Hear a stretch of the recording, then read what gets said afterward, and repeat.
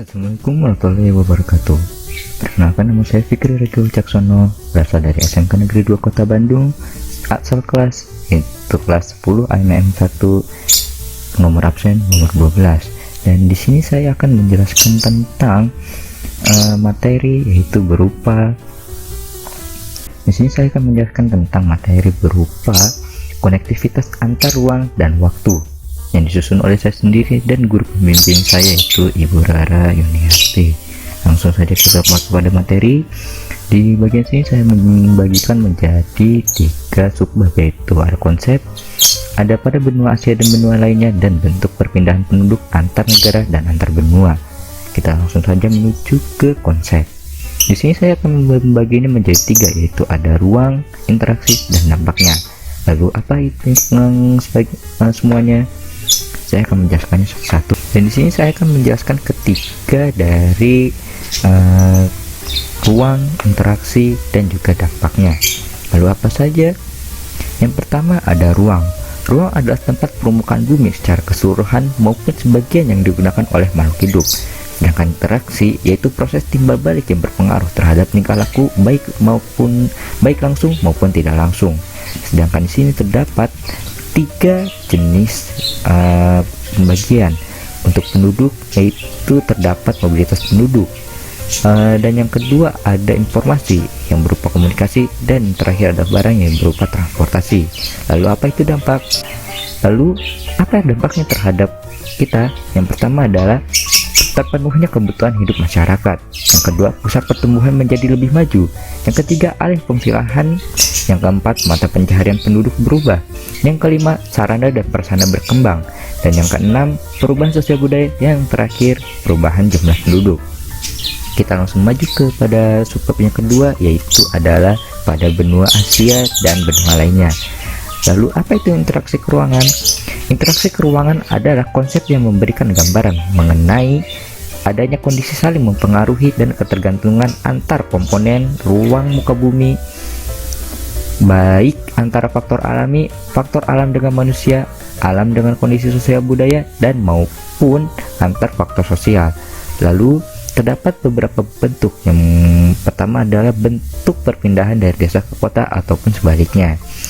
Perubahan tersebut mendorong terjadinya interaksi antar ruang dalam bentuk perpindahan penduduk dari desa ke kota maupun sebaliknya, yaitu dari kota ke desa. Lalu di sini terdapat dibagi menjadi 2, yaitu dampak bagi desa dan dampak bagi kota, yang dimana masing-masingnya yaitu seimbang, yaitu ada dampak positif dan ada dampak negatifnya. Lalu kita maju ke bagian bentuk perpindahan penduduk antar negara dan antar benua. Yang pertama ada pengaruhnya. Apa pengaruhnya? Jarak yang kini tidak lagi menjadi hambatan dalam bentuk interaksi berkat kemajuan teknologi informasi dan komunikasi serta transportasi. Misalnya, pengaruh di suatu negara dengan cepat disaksikan oleh penduduk negara atau di benua. Lalu di sini terdapat pembagian terhadap pengaruhnya terhadap kehidupan kita sendiri, yaitu ada pengaruhnya terhadap kehidupan ekonomi, pengaruh terhadap kehidupan sosial, pengaruh terhadap kehidupan budaya, pengaruh terhadap kehidupan politik, dan pengaruh terhadap kehidupan pendidikan. Lanjut kepada penjelasan tentang pengaruhnya. Yang pertama terhadap ekonomi. Terjadi karena adanya kebutuhan yang salah satunya adalah kebutuhan akan barang dan jasa yang tidak mampu diproduksi oleh suatu negara. Misalnya saja seperti ekspor dan impor pada suatu negara. Yang kedua, pengaruh terhadap kehidupan sosial. Interaksi sosial di antar muka yang memiliki kehidupan sosial berbeda kemudian terjadi. Yang selanjutnya adalah pengaruh terhadap kehidupan budaya.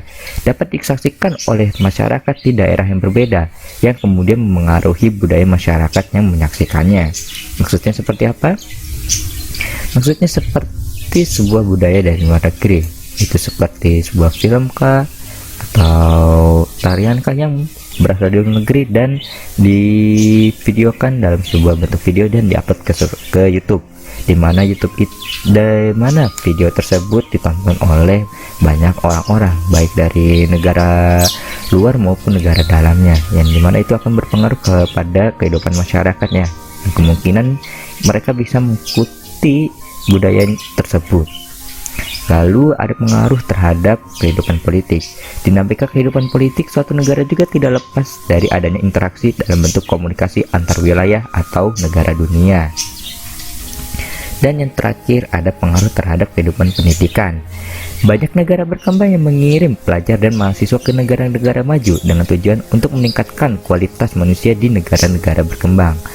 Lalu, negara maju banyak menyediakan fasilitas beasiswa bagi negara-negara lainnya yang masih berkembang.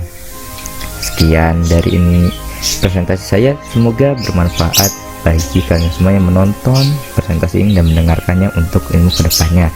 Mohon maaf apabila ada kesalahan kata atau kalimat, karena saya juga masih belajar. Terima kasih. Assalamualaikum warahmatullahi wabarakatuh.